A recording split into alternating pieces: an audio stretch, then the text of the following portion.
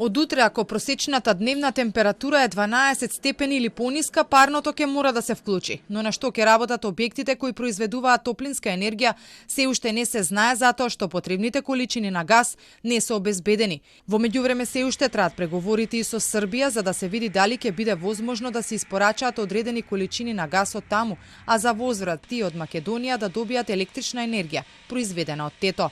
Се уште не е постигнат ниту официјален договор со Адора за топланите Исток и Запад, ниту пак со тето, кои се клучни за 60.000 домакинства оваа зима да имаат топол дом.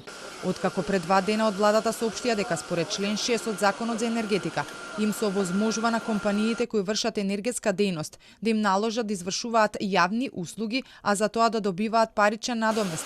И од тето, но и од Адора излегоа со став дека тие се подготвени за преговарање. Од Адора се подготвени да склучат договор за закупи покрај штетите кои ќе ги претрпат до моментот на реализирање на сите потребни услови за купопродажба.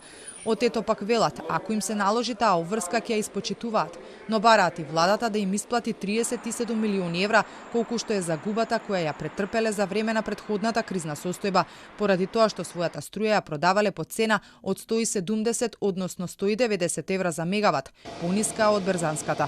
Властите веќе одобрија пари на ЕСМ за да може да купува газ за престојната грејна сезона. Компанијата на располагање има 18 милиони евра.